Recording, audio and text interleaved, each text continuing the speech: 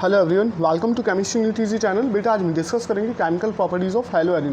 Previous video में हमने discuss किया था chemical properties of haloalkanes, वो भी इंपॉर्टेंट थी। और आज जो हम डिस्कस करेंगे टॉपिक, इसमें काफ़ी सारे रीजनिंग क्वेश्चंस मिलेंगे आपको। और ऑब्वियसली जो रिएक्शंस मिलेंगी उस रिएक्शन से अलग उस फिटिंग रिएक्शन ये भी इंपॉर्टेंट है। कुछ न्यूक्लियोफिलिक सब्स्टिट्यूशन रिएक्शन इसमें पढ़ेंगे। ओवरऑल हैलो एरिन्स की केमिकल प्रॉपर्टीज़ इंपॉर्टेंट है आपके नीट के लिए, जेई के लिए और बोर्ड एग्जाम्स के लिए भी। और आप वीडियो देख रहे हैं तो ऑब्वियसली ये सब्सक्राइब तो कर ही लिया होगा चैनल। तो चलिए स्टार्ट करते हैं chemical properties of haloarene. और दोस्त फ्रेंड्स में ज़्यादा से ज़्यादा शेयर कीजिएगा तो chemical properties of hello arenes.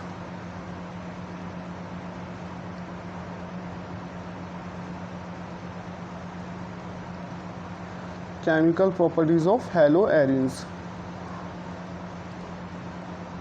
इसमें हम बात करेंगे न्यूक्लियोफिलिक सब्स्टिट्यूशन रिएक्शन की। ठीक है, न्यूक्लियोफिलिक सब्स्टिट्यूशन रिएक्शन।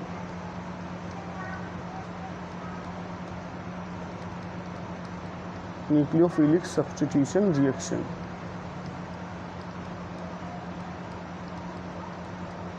तो देखो बेटा, होता क्या है, जो न्यूक्लियोफिलिक सब्स्टिट्यूशन रिएक्शंस होती हैं अक्रॉस हैलो एरिन्स, वो लेस रिएक्टिव होती है hello arenes towards the nucleophilic substitution reactions.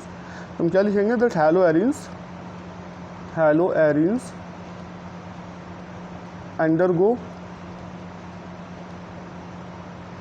nucleophilic substitution reaction, SN reaction, nucleophilic substitution reaction under drastic condition only, under drastic conditions only।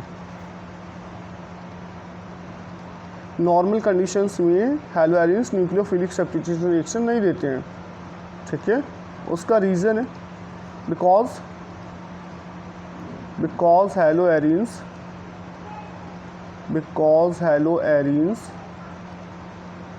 are less reactive, because haloarenes are less reactive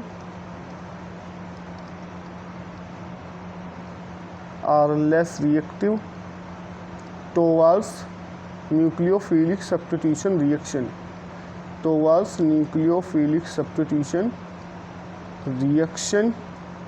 in comparison to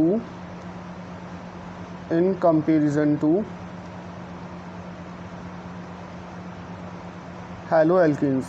आई बात समझ में?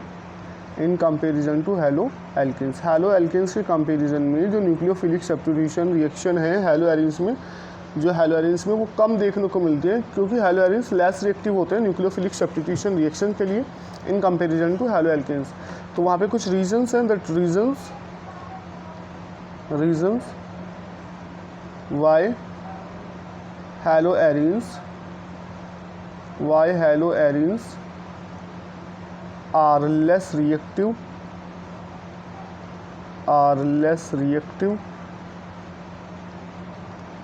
towards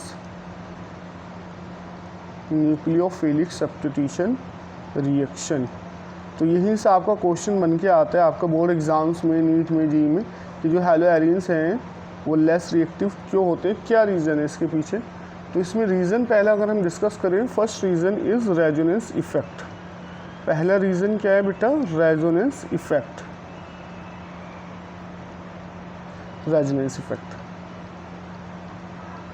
अब इसको समझो ज़रा, resonance effects की वजह से हैलो एरिन्स की रिएक्टिविटी कम क्यों हो जाती है। तो देखो, हमारे पास जो हैलो एरिन्स हैं, ठीक है, हमारे पास जो हैलो एरिन्स हैं, जो हैलोजन होता है उसके पास लॉन पेयर ऑफ इलेक्ट्रॉन होता है ना, extra lone pair of electron होते हैं इसके पास, हैलोजन के पास। ठीक है, अब ये जो है ये प्लस एम इफेक्ट शो करता है, ये हैलोजन क्या शो करता है, प्लस एम इफेक्ट या प्लस आर इफेक्ट, इसको कह दें प्लस आर इफेक्ट। ठीक है, पॉजिटिव रेजोनेंस इफेक्ट, क्या शो करेगा, पॉजिटिव रेजोनेंस इफेक्ट। और ये आपने क्लास 11th में किया होगा, प्लस आर इफेक्ट और माइनस आर इफेक्ट क्या होता है। अब प्लस आर इफेक्ट की वजह से जो हैलोजन है अपने इलेक्ट्रॉन इसको ट्रांसफ़र करेगा बेंजीन को। ठीक है, तो इसका जो रेजोनेटिंग स्ट्रक्चर बनेगा वो एक कुछ इस तरह से बनेगा, रेजोनेटिंग स्ट्रक्चर इसका, यहाँ पर निगेटिव चार्ज आ जाएगा। ठीक, ये पाई बॉन्ड और ये डबल बॉन्ड एक्स पॉजिटिव। आया समझ में? इसका नेक्स्ट रेजोनेटिंग स्ट्रक्चर ये बनेगा, ये नेगेटिव चार्ज इधर ट्रांसफ़र होगा, ये पाई बॉन्ड इधर शिफ्टिंग होगा, रेजोनेंस इफेक्ट हो रहा है इसमें, रेजोनेंस प्लस आर इफेक्ट इसमें शो कर रहे हैं हम। देखो होगा क्या, यहाँ पे अब पाई बॉन्ड क्रिएट हो जाएगा, यहाँ निगेटिव चार्ज और ये पाई बॉन्ड, और ये ऊपर वाला बॉन्ड आपका एज इट इज़ रहेगा x positive. Next resonating structure क्या बनेगा, ये निगेटिव चार्ज इधर शिफ्ट होगा, ये पाई बॉन्ड फिर इधर शिफ्ट होगा, ठीक है। और नेक्स्ट रेजोनेटिंग स्ट्रक्चर ये बनेगा, यह निगेटिव चार्ज, ये पाई बॉन्ड और ये double bond halogen x positive. Next resonating structure में क्या होगा, नेक्स्ट रेजोनेटिंग स्ट्रक्चर में निगेटिव चार्ज इधर शिफ्ट होगा, ये पाई बॉन्ड वापस हैलोजन के पास चला जाएगा, और हमारा ये यहाँ पे रेजोनेंस में क्या होगा, पाई बॉन्ड की पोजीशन चेंज हो जाएगी, ठीक है, पाई बॉन्ड की पोजीशन चेंज हो गई। अब अगर इसका रिजल्टेंट देखें इन पांचों स्ट्रक्चर्स का, ये जो हमारे पास रेजोनेटिंग स्ट्रक्चर्स आई हैं, कितनी रेजोनेटिंग स्ट्रक्चर हैं, 5 रेजोनेटिंग स्ट्रक्चर्स हैं। इन पांचों रेजोनेटिंग स्ट्रक्चर का अगर हम रिजल्टेंट देखें, ठीक है, रिजल्टेंट ऑफ 5 रेजोनेटिंग स्ट्रक्चर, तो रिजल्टेंट स्ट्रक्चर जो मिलने वाला है, रिजल्टेंट स्ट्रक्चर जो जिसको हम रेजोनेंस हाइब्रिड कहते हैं, वो कुछ इस तरह से मिलेगा कि यहाँ पे जो हैलोजन है इसके बीच, कार्बन हैलोजन के बीच पार्शियली डबल बॉन्ड कैरेक्टर आ गया, रेजोनेंस की वजह से कैसा कैरेक्टर आ गया, partial double bond character, partial double bond character, partial double bond character किस वजह से, due to plus are effect. और जब यहाँ पे पार्शियल डबल बॉन्ड कैरेक्टर आ गया ड्यू टू रेजोनेंस इफेक्ट, तो ये जो बॉन्ड है, ये बॉन्ड कैसा हो गया, स्ट्रॉन्ग हो गया, ठीक है। So carbon halogen bond become strong, carbon halogen bond पहले सिंगल बॉन्ड था, रेजोनेंस की वजह से कैसा आ गया, partial double bond character, so carbon halogen bond becomes strong, so leaving group tendency, so leaving group tendency या लीविंग टेंडेंसी, या हम बोल रहे हैं simply leaving tendency, so leaving tendency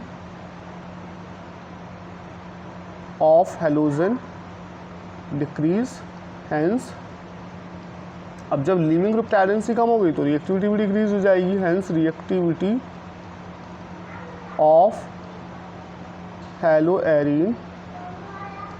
हैलोएरीन decrease toward SN reaction. I hope आपको reason समझ में आ गया होगा भाई, पार्शियल डबल बॉन्ड कैरेक्टर की वजह से, पॉजिटिव रेजोनेंस की इफेक्ट की वजह से ये बॉन्ड क्या हो गया, कार्बन हाइड्रोजन बॉन्ड के बीच क्या हो गया, आपका स्ट्रॉन्ग हो गया partial double bond character single bond के कंपैरिजन में, जिस वजह से जो हाइड्रोजन की लिविंग ग्रुप टेंडेंसी है वो कम हो गई। यही कह लो कि बॉन्ड स्ट्रॉन्ग हो गया, इसको ब्रेक करना मुश्किल हो जाएगा, डिफिकल्ट होगा इसको बॉन्ड को ब्रेक करना, पार्शियल डबल बॉन्ड कैरेक्टर हो गया, सिंगल बॉन्ड के कंपेरिजन में ज़्यादा स्ट्रॉन्ग बॉन्ड बन गया, इसको ब्रेक करना डिफिकल्ट है, जिस वजह से नॉर्मल कंडीशन में ये हैलोजन जा नहीं पाएगा जब न्यूक्लियोफाइल आएगा इस पर अटैक करने के लिए, और इसी वजह से जो हैलोएरीन्स है वो लेस रिएक्टिव हो जाते हैं towards the nucleophilic substitution reaction. ठीक है, जो मोस्ट इंपॉर्टेंट रीज़न है वो तो यही दिया जाता है, मोस्ट ऑफ द केसेस में यही रीज़न दिया जाता है that why haloarenes are less reactive towards nucleophilic substitution reaction in comparison to haloalkane, जबकि हैलोएल्केन में कोई रेजोनेंस की कंडीशन होती नहीं है, वहाँ पे प्योरली सिंगल बॉन्ड होता है। दूसरा इसमें जो रीज़न दिया जाता है, सेकेंड रीज़न इसमें जो दिया जाता है for the less reactivity of haloarene toward nucleophilic substitution reaction, इसमें है डिफरेंस ऑफ हाइब्रिडाइजेशन। ठीक है, difference of hybridization, difference of hybridization of carbon in carbon halogen bond. ठीक है, दूसरा रीज़न ये दिया जाता है difference in hybridization of carbon in carbon halogen bond. तो देखो अगर हम हैलोएरीन्स की बात करें तो हैलोएरीन्स में हमारा ये है,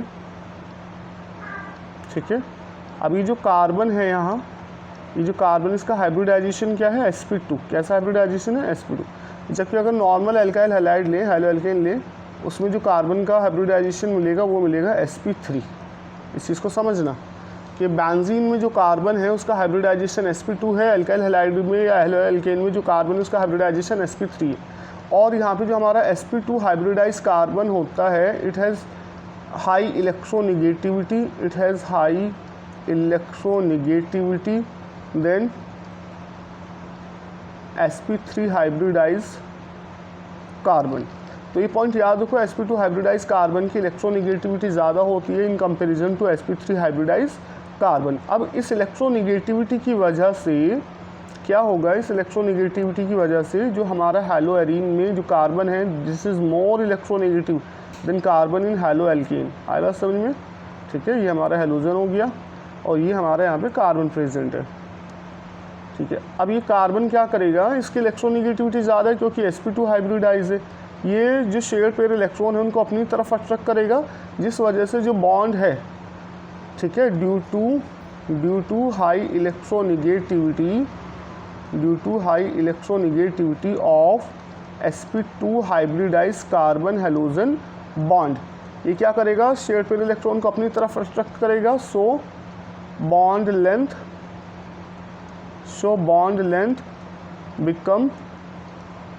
become shorter 169 पिकोमीटर। ठीक है, in comparison to carbon halogen bond CX bond 177 picometer in haloalkanes. ठीक है, हैलो एल्केन्स में जो कार्बन हैलोजन बॉन्ड है वो कितनी है, 177 पिकोमीटर, जबकि हैलो एरीन्स में due to high electronegativity of sp2 hybridize carbon bond छोटा हो जाता है, जिस वजह से बॉन्ड लेंथ कम हो जाती है 169 पिकोमीटर। और जो शॉर्टर बॉन्ड होता है it is more stronger than longer bond. ठीक है, shorter bond is stronger than longer bond. ठीक है, जो शॉर्ट बॉन्ड होता है वो लॉन्गर बॉन्ड से ज़्यादा स्ट्रॉन्ग होता है। सो यहाँ पे जब बॉन्ड स्ट्रॉन्ग हो जाएगा तो जो हैलोजन की लीविंग ग्रुप टेंडेंसी है छोड़ के जाने की वो क्या हो जाएगी, कम हो जाएगी। सो लीविंग ग्रुप टेंडेंसी कम हो जाएगी। सो SN रिएक्शन या reactivity of SN reaction decrease, ये हम कह रहे हैं। So leaving group tendency same reason. So leaving tendency of halogen decrease, hence reactivity of haloarenes toward SN reaction decrease. आई बात समझ में?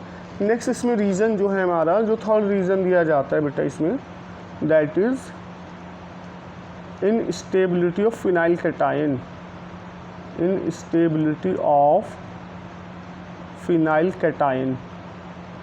अब फिनाइल कैटायन कैसे बनेगा, कार्बन हैलोजन बॉन्ड को ब्रेक करो हैलो एरीन में, जो हमारा ये कार्बन हैलोजन बॉन्ड है,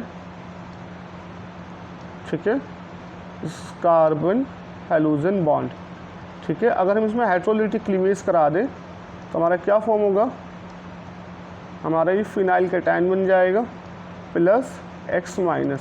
अभी जो फिनाइल कैटायन बना है, phenyl cation it is not resonance stabilized, phenyl cation is not resonance stabilized, ये रेजोनेंस स्टेबलाइज नहीं होता है भैया, it is not resonance stabilise.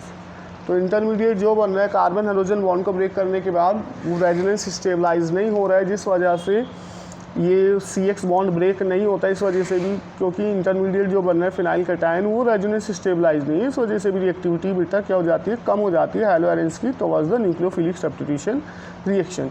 और जो फोर्थ रीज़न दिया जाता है वो है repulsive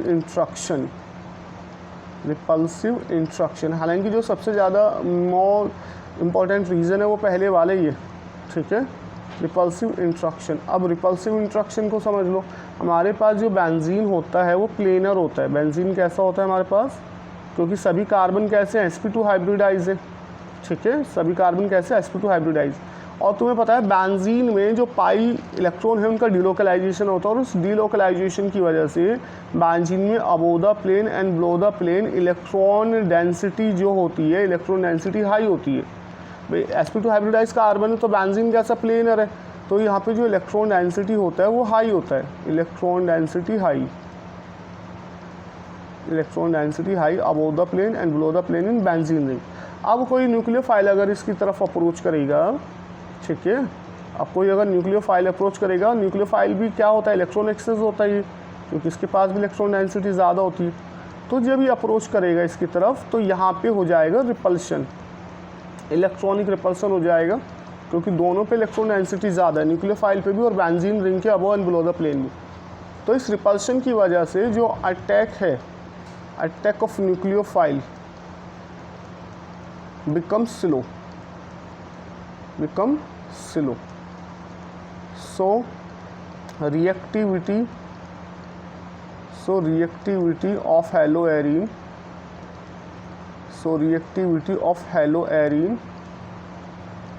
decrease toward SN reaction. एक रीज़न ये भी है। तो ये आपको जो रीज़न थे, 4 रीज़न थे, आपको बता दिए। हालांकि जो मोस्ट इम्पोर्टेंट रीज़न है वो बेटा फर्स्ट रीज़न ही दिया जाता है, ठीक है, आई बात समझ में। तो चलिए नेक्स्ट इसमें बात करेंगे अब example of nucleophilic substitution reaction. Example of nucleophilic substitution reaction, एक ही रिएक्शन का एग्जाम्पल लिया गया है इसमें, एसएन रिएक्शन हेलोएरिन के अक्रॉस, वो उसको हम डिस्कस करते हैं डाउस प्रोसेस के नाम से, डाउस प्रोसेस। अब इस डाउस प्रोसेस में क्या होता है, हमारे पास जो क्लोरोबेंजीन है, ठीक है, हमारे पास जो क्लोरोबेंजीन है ये कन्वर्ट होता है डाउस प्रोसेस में फिनॉल में। पहले इसका रिएक्शन होगा NaOH के साथ 623 केल्विन पे एंड 300 एटमॉस्फेरिक प्रेशर पे, ठीक है, पहला। और इसमें हमारा ये NaCl चला, यहाँ से जाएगा हमारा HCl, ठीक है, क्या रिमूव हो जाएगा यहाँ से, HCl। भाई ये हाइड्रोजन चला गया, ठीक है, ये हाइड्रोजन जो है इस Cl को लेके चला गया, ठीक है। और हमारा क्या बन जाएगा, O- Na positive, sodium phenoxide बन गया। क्या बन गया, सोडियम फिनॉक्साइड। नेक्स्ट रिएक्शन में क्या होगा, इसका रिएक्शन हम कराएंगे डाइल्यूट HCl के साथ, डाइल्यूट HCl के साथ। अभी क्या होगा, क्लोरीन जो है हमारा, क्लोरीन ये सोडियम को लेके चला जाएगा, ठीक है, यानी क्या हमारा रिमूव होगा NaCl, और ये हमारा फिनॉल बन जाएगा। O-H+ क्या बना लेगा, OH। आई बात समझ में। तो क्लोरोबेंजीन से अगर फिनॉल बनाना है तो डाइस प्रोसेस ये हम रिएक्शन यूज़ करते हैं। ये रिएक्शन आगे भी चैप्टर में आएगी, है ना, फिनॉल की मेथड ऑफ प्रिपरेशन में, क्लियर, ठीक है, इंपॉर्टेंट रिएक्शन है, नो डाउट। अच्छा, दूसरा क्या है, हमारे पास जो क्लोरोबेंजीन है, अगर हम इलेक्ट्रॉन विड्रॉइंग ग्रुप लगा दें इसमें, ठीक है, ये हमारे पास जो क्लोरोबेंजीन है इस पर हमने इलेक्ट्रॉन विड्रॉइंग ग्रुप लगा दिया NO2, और अब इसका रिएक्शन कराया NaOH के साथ, ठीक है, NaOH के साथ। अभी जो रिएक्शन होगा वो होगा 443 केल्विन पे एंड फॉलोड बाय एसिडिफिकेशन, ठीक है, फॉलोड बाय एसिडिफिकेशन।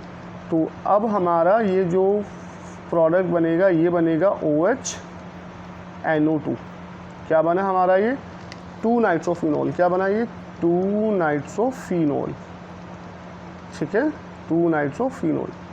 अभी क्या किया हमने, इसमें क्लोरोबेंजीन में एक NO2 ग्रुप और लगा दिया, Cl NO2 NO2, ठीक, सेम रिएक्शन कराया NaOH के साथ, ठीक है।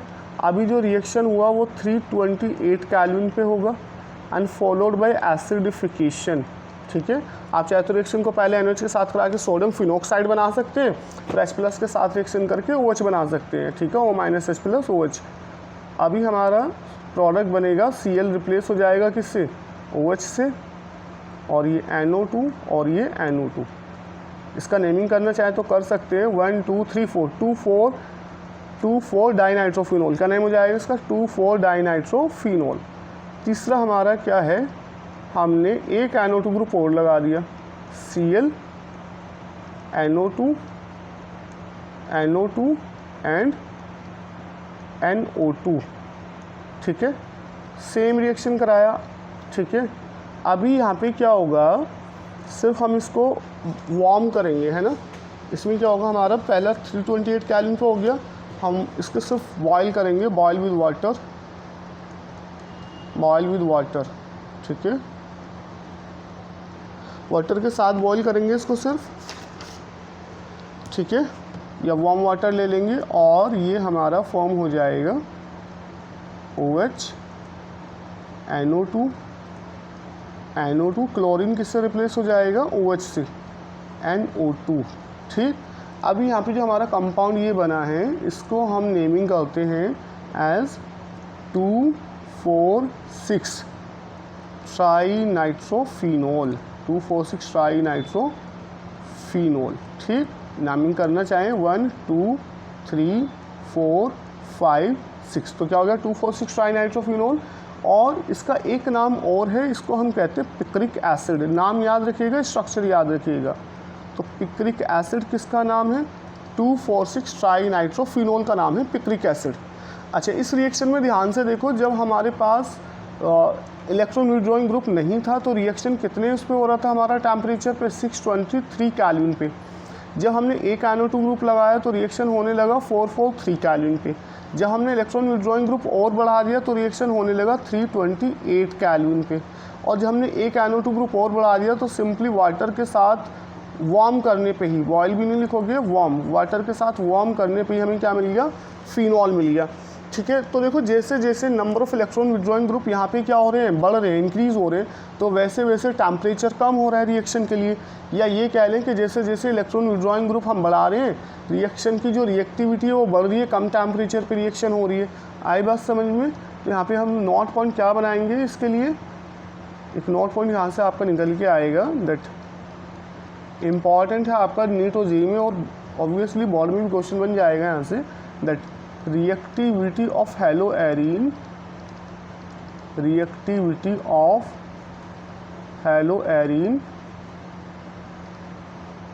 is directly proportional to number of electron withdrawing group। आई बात समझ में? ये नोट पॉइंट याद रखें कि जो हैलोआरिन की रिएक्टिविटी है, reactivity of haloarene towards nucleophilic substitution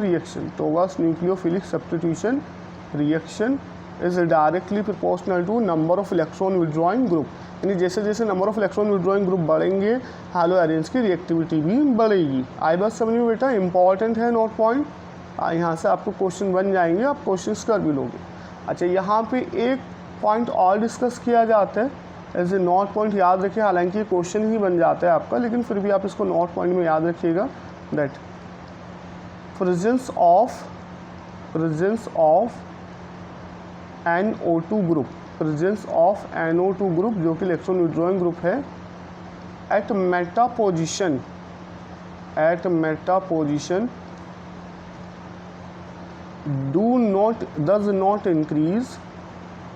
does not increase reactivity of haloarine towards nucleophilic substitution reaction. ये एक अच्छा इंपॉर्टेंट पॉइंट है, और आपका रीजनिंग बेस्ड क्वेश्चन भी यहाँ से मिल जाएगा कि जो NO2 ग्रुप होता है, अगर वो मेटा पोजीशन पे हम लगा दें, है ना, भाई हमारे पास ये हैलोआरिन, ठीक है, हमने क्लोरोबेंजीन लिया है, पीछे अगर तुम देखोगे, पीछे हमारा जो NO2 ग्रुप लगा हुआ है वो क्लोरीन के रेस्पेक्ट में या तो ऑर्थो पोजीशन पे है, ये क्लोरीन के रेस्पेक्ट में ये ऑर्थो पोजीशन, ठीक है, ये ऑर्थो पोजीशन, ये पैरा पोजीशन, और ये ऑर्थो पोजीशन क्लोरीन के रेस्पेक्ट में, ये पैरा पोजीशन, और ये ऑर्थो पोजीशन। देखो मेटा पोजीशन पे नहीं है NO2 ग्रुप, तो यहाँ पे क्या है, अगर हम NO2 ग्रुप को मेटा पोजीशन पे लगा दें, ठीक है, तो NO2 ग्रुप जो है Meta position does not increase reactivity of haloarine, कि अगर NO2 ग्रुप को हमने मेटा पोजीशन पे लगाया तब हैलोआरिन की रिएक्टिविटी नहीं बढ़ेगी, ठीक है। उसमें एक रीज़न है, रीज़न ये है, रीज़न अगर मैं बताऊं आपको कि रीज़न ये बनेगा, that when NO2 group is present at meta position is present at meta position, then no negative charge is present, and no negative charge is present on carbon to which NO2 group attached,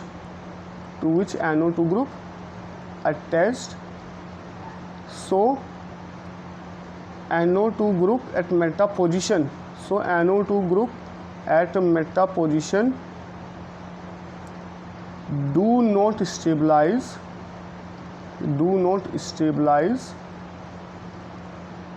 negative charge due to resonance, hence it does not increase reactivity of haloarine। Reason याद रखिएगा, देखिए अगर NO2 group Meta position पे है तो इस carbon के ऊपर कोई चार्ज नहीं आने वाला। जिस कार्बन से NO2 अटैच है मेटा पोजीशन पे, इस कार्बन पे ड्यू टू रेजोनेंस कोई नेगेटिव चार्ज नहीं आता, और जब नेगेटिव चार्ज नहीं आ रहा तो NO2 जो है वो नेगेटिव चार्ज को डिलोकलाइज नहीं कर पा रहा है रेजोनेंस के थ्रू, जिस वजह से हैलोएरिन्स की रिएक्टिविटी बेटा नहीं इंक्रीज़ होती है। ठीक है, और जबकि अगर if NO2 group is present,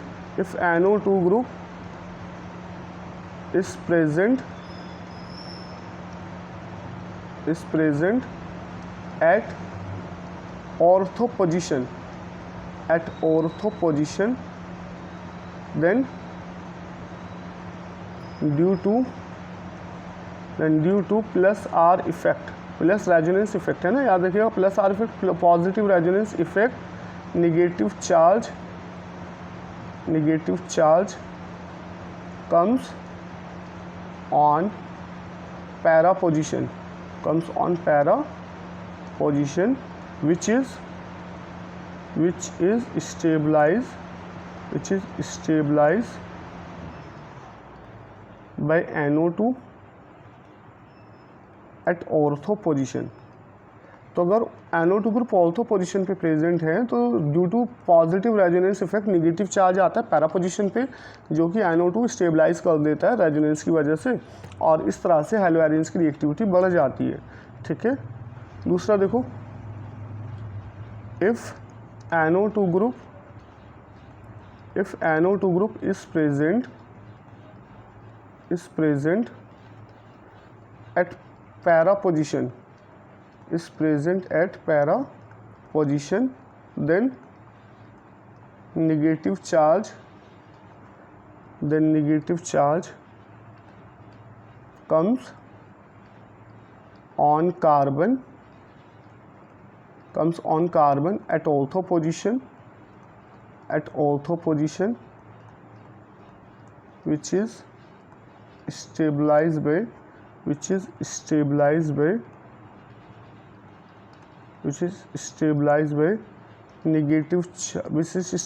resonance, या which is stabilized by NO2 group due to resonance,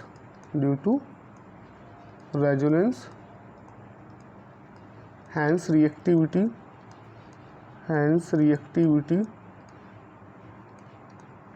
of haloarines increase,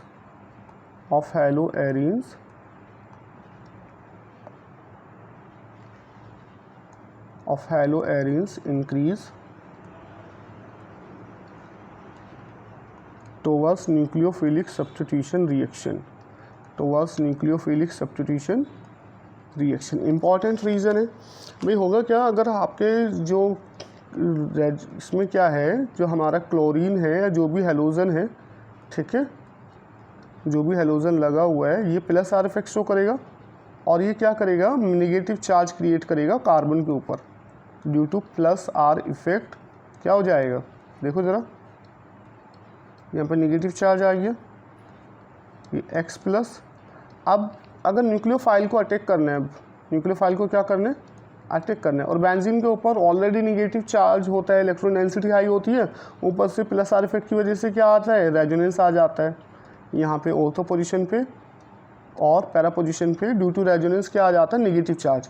अब अगर न्यूक्लियोफाइल आ रहा है तो नेगेटिव चार्ज जो प्रेजेंट है बेंजीन रिंग के ऊपर वो क्या करेगा, न्यूक्लियोफाइल को रिपेल करने की कोशिश करेगा। क्या करेगा, रिपेल करने की कोशिश करेगा। और अगर हमारा ऑर्थो पोजीशन पे NO2 प्रेजेंट है और पैरा पोजीशन पे NO2 प्रेजेंट है तो ये इस नेगेटिव चार्ज को क्या कर लेगा, इलेक्ट्रॉन विड्रॉइंग ग्रुप है अपनी तरफ खींच लेगा।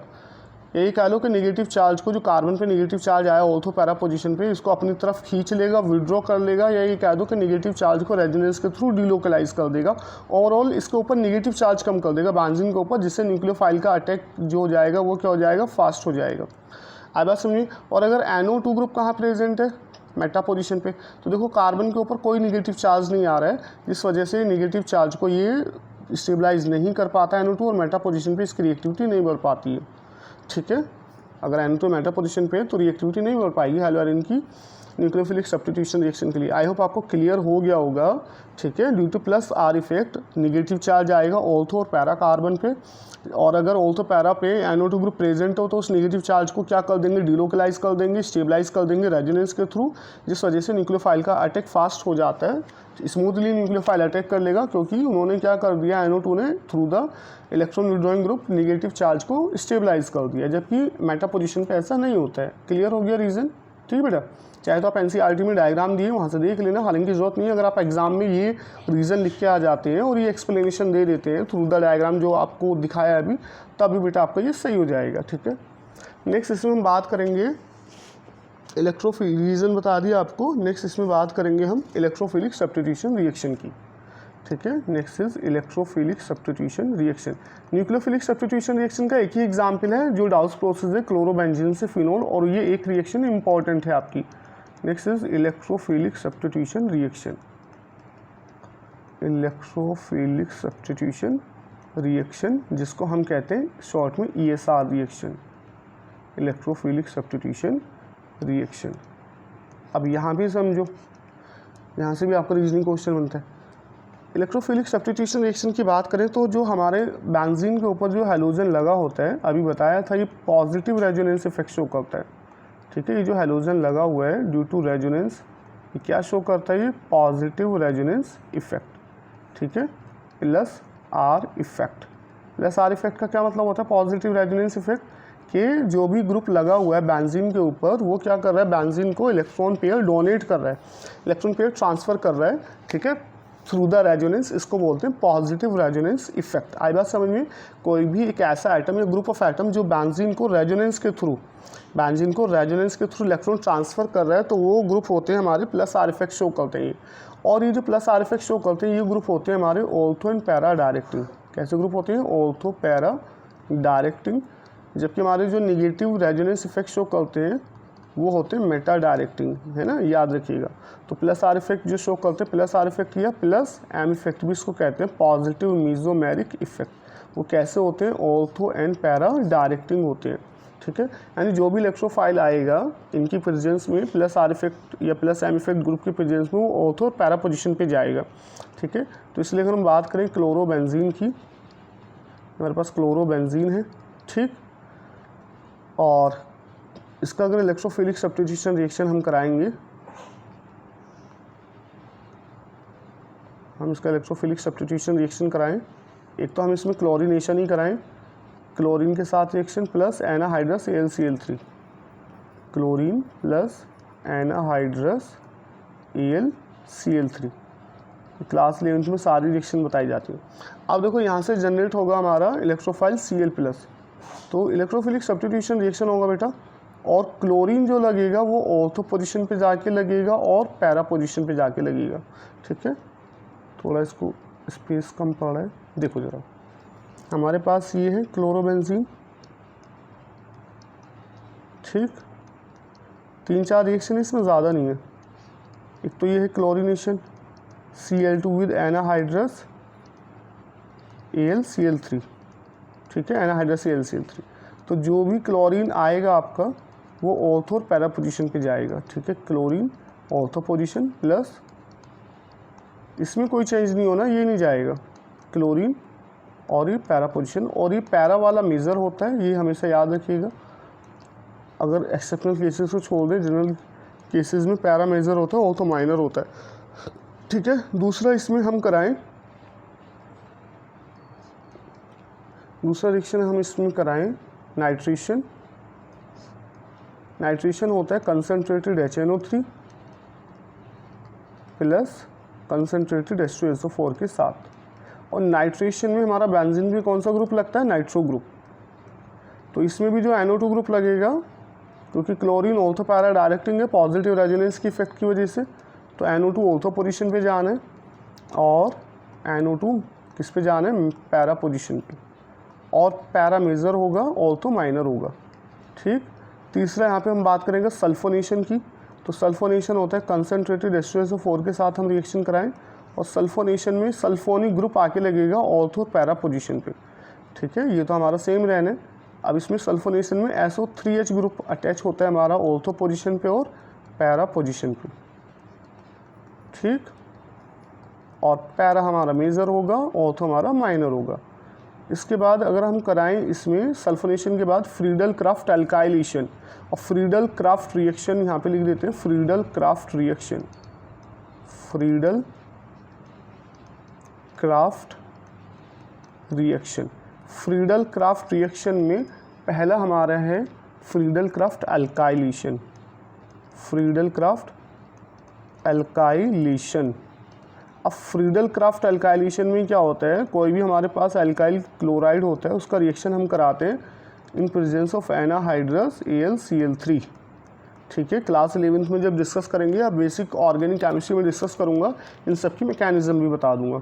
ठीक है, अब एल्काइलेशन में, फ्रीडल क्राफ्ट एल्काइलेशन में क्या होता है, जो भी एल्काइल क्लोराइड में जो भी एल्काइल ग्रुप है, अगर रीअरेंजमेंट नहीं हो रहा है, देख लेना कि रीअरेंज तो नहीं हो पा रहा है उसमें, तो जो भी एल्काइल ग्रुप है वो ऑर्थो और पैरा पोजीशन पे लगेगा। इतना simple Friedel craft alkylation reaction है। ठीक है, कि जो भी आपका ग्रुप आएगा वो किस पे जाएगा, ऑर्थो और पैरा पोजीशन पे एल्काइल क्लोराइड में। देख लो नेक्स्ट इसमें आपको फ्रीडल क्राफ्ट एसाइलेशन है, Friedel Crafts acylation, Friedel Crafts acylation. अच्छा, फ्रीडल क्राफ्ट एसाइलेशन में क्या होता है, ये भी एल्काइलेशन की तरह ही है। इसमें जो हमारा ये क्लोरोबेंजीन है, ऑर्थो पैरा डायरेक्टिंग है। फ्रीडल क्राफ्ट एसाइलेशन याद रखो, दो रिएजेंट्स की प्रेजेंस में होता है। एक तो हम ले लें acetyl chloride CH3COCl plus anhydrous AlCl3 इसके साथ। तो इसमें तुम्हें क्या देखना है, ये जो आपका एसिटाइल क्लोराइड में ये वाला जो ग्रुप है, ठीक है, ये ग्रुप जाएगा ऑर्थो और पैरा पोजीशन पे, क्योंकि क्लोरीन का ऐसा ऑर्थो पैरा डायरेक्टिंग है। ClCOCH3 ortho position plus ClCOCH3 para position. ठीक, तो फ्रीडल क्राफ्ट एसाइलेशन में जो भी एसाइल ग्रुप आपने लिया है वो ऑर्थो और पैरा पोजीशन पे जाएगा। दूसरा एसाइलेशन हम एसिटिक एनाहाइड्राइड के साथ भी कराते हैं, CH3COO होल ट्वाइस O। तो याद रखो, एसाइलेशन में आइदर आप एसिटाइल क्लोराइड के साथ करा लें रिएक्शन, या आप एसिटिक एनाहाइड्राइड के साथ करा लें रिएक्शन।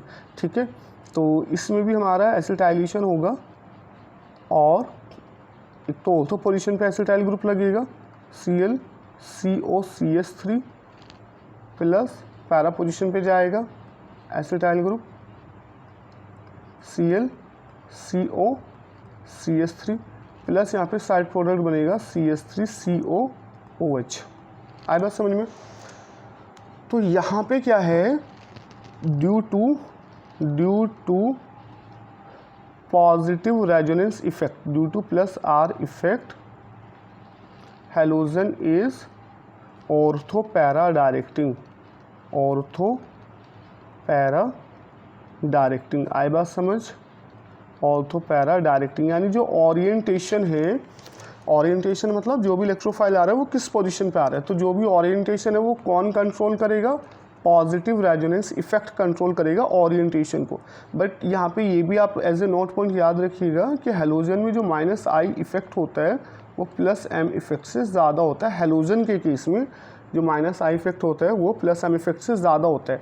तो होगा क्या, -I इफेक्ट भी ज़्यादा है क्लोरीन का, या जो भी हेलोजन है, तो ये हेलोजन क्या करेगा, बेंजीन से -I इफेक्ट है, इलेक्ट्रॉन को अपनी तरफ, इलेक्ट्रॉन क्लाउड को अपनी तरफ खींचेगा, जिससे क्या होगा, इलेक्ट्रॉन डेंसिटी ऑन बेंजीन क्या हो जाएगी, decrease. Electron density on benzene, electron density on benzene decrease due to minus I effect, due to minus I effect. तो माइनस आई इफेक्ट की वजह से क्या हो रहा है, इलेक्ट्रॉन डेंसिटी कम हो रहा है बेंजीन के ऊपर, और जो इलेक्ट्रोफाइल आ रहा है वो पॉजिटिवली चार्ज स्पीसीज होती है, उसको इलेक्ट्रॉन चाहिए। अब जब इलेक्ट्रॉन डेंसिटी कम कर दिया इसने, हैलोजन ने, due to minus I effect electron density कम कर दिया, तो जो अटैक ऑफ इलेक्ट्रोफाइल है वो क्या हो जाएगा, स्लो हो जाएगा। आई बात समझ में? भाई हैलोजन्स पे अगर इलेक्ट्रॉन डेंसिटी बढ़ा दोगे तो इलेक्ट्रोफाइल का अटैक फास्ट हो जाएगा, क्योंकि इसको इलेक्ट्रॉन डेंसिटी चाहिए। बट हैलोजन के केस में क्या होता है, माइनस आई जो होता है हैलोजन का वो प्लस एम से ज़्यादा होता है। प्लस एम की वजह से तो पैरा डायरेक्टिंग, लेकिन माइनस आई की वजह से क्या होगा, जो इलेक्ट्रोफिलिक सब्स्टिट्यूशन रिएक्शन का रेट है हैलो एरीन में वो कम हो जाता है। ठीक है, तो electron density on benzene decrease due to minus I effect, so reactivity is less towards electrophilic substitution reaction, towards electrophilic substitution reaction। आई बात समझ में? माइनस आई इफेक्ट की वजह से इलेक्ट्रॉन डेंसिटी कम हो जाएगी बेंजीन के ऊपर, जिस वजह से अटैक ऑफ इलेक्ट्रोफाइल स्लो हो जाएगा और रिएक्टिविटी भी क्या हो जाएगी हैलो एरीन की, कम हो जाएगी इलेक्ट्रोफिलिक सब्स्टिट्यूशन रिएक्शन के लिए। तो क्वेश्चन यही है आपका, नोट पॉइंट में याद रखना है इसको। ठीक है, नोट पॉइंट में याद रखिएगा, ये मैं एज ए नोट पॉइंट लिखवा दे रहा हूँ आपको, हालांकि आपको बता दिया है रीज़न, बट नोट पॉइंट याद रखो that due to positive resonance effect, due to positive resonance effect orientation of hello arene